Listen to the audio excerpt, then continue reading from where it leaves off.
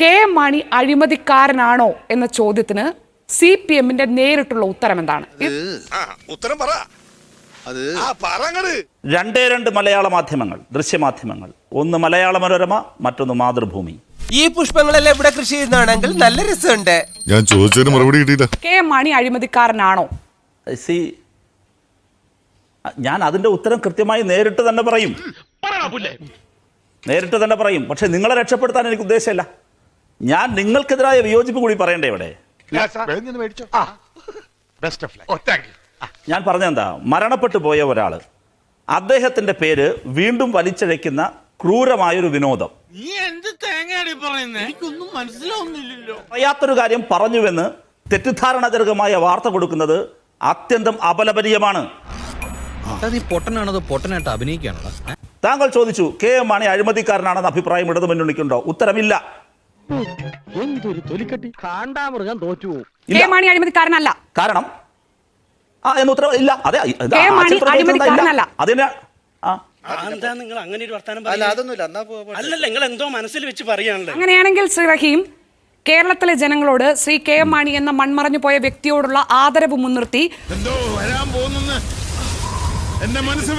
അദ്ദേഹത്തെ കോഴമാണി എന്നടക്കം വിളിച്ച ഇടതു മുന്നണിക്ക് വേണ്ടി താങ്കൾ മാപ്പ് പറയുമോ? അല്ല, എന്തെങ്ങനെയൊക്കെ പറയണേ? പിന്നെ ഞാൻ എങ്ങനെയൊക്കെ പറയണം? ഞങ്ങളത് നടത്തിയ സമരം UDF-നെതിരായിട്ടായിരുന്നു. UDF-ന്റെ പേര് കോഴമാണി എന്നല്ലല്ലോ.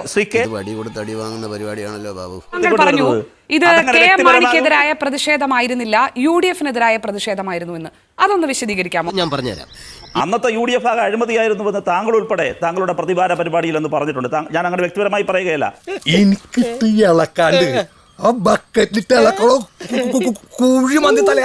എല്ലാ മാധ്യമങ്ങളും വന്ന് ശരിവെച്ചതാണ്. അത് ശരിയായിരുന്നു, അന്നത്തെ യാഥാർത്ഥ്യമായിരുന്നു. ഏത് UDF ആകെ അഴിമതിയായിരുന്നു. അപ്പൊ നീയോ? ഞാനും ഏതാണ്ട് ഇതിന്റെ കൂടെ അടുത്തായിട്ട് വരും. UDF-ന്റെ അഴിമതി കൂടാരത്തിൽ നിന്ന് കാലം ഒരുപാട് മാറി. ഇന്ന് മാണിയുടെ പാർട്ടി ആ അഴിമതി കൂടാരം തന്നെ ഉപേക്ഷിച്ചിരിക്കുന്നു. എന്നിട്ട് ശരിയായ നിലപാടെടുക്കുന്നു. ആ നിലപാടെടുത്ത് കാലം ഒരുപാട് മാറി പുതിയൊരു രാഷ്ട്രീയ നിലപാടിൽ നിൽക്കുമ്പോൾ പിന്നെ വീണ്ടും അതിലേക്ക് പോകുന്നത് എന്തിനാണ്? പച്ചവെള്ളം ചവച്ചു കുടിക്കണ പഞ്ചപാവം. നിങ്ങളുടെ രാഷ്ട്രീയം മാറുമ്പോഴേക്കും നിങ്ങൾ പറഞ്ഞതൊക്കെ രാഷ്ട്രീയ കേരളം മറക്കണമെന്ന് പറഞ്ഞാൽ എങ്ങനെ ശരിയാകും ശ്രീ റഹീം? ചളമായെന്ന് തോന്നുന്നു. ശ്രീ കെ കരുണാകരന്റെ മകൻ ശ്രീ കെ മുരളീധരൻ ഒരു ഘട്ടത്തിൽ ഇടതുപക്ഷ ജനാധിപത്യ മുന്നണിയെ അദ്ദേഹം പിന്തുണയ്ക്കുന്നുവെന്ന് പ്രഖ്യാപിച്ചു. വേറൊരു രാഷ്ട്രീയ സാഹചര്യം രൂപപ്പെട്ടു. ഉയർന്നു വന്ന രാഷ്ട്രീയ സാഹചര്യം അങ്ങനെ പറഞ്ഞു കഴിഞ്ഞാൽ നമുക്ക് ആർക്കും പ്രശ്നമില്ലല്ലോ. മുന്നണി മാറുമ്പോൾ മാറുന്ന രാഷ്ട്രീയമാണ് ഞങ്ങളുടേതും എന്ന് നിങ്ങൾ പറഞ്ഞാൽ തീർന്നല്ലോ ചോദ്യം. മുന്നണി മാറുമ്പോൾ ഞങ്ങളുടെ മുന്നണിയിലേക്ക് വന്നാൽ അവർ അഴിമതിക്കാരല്ല.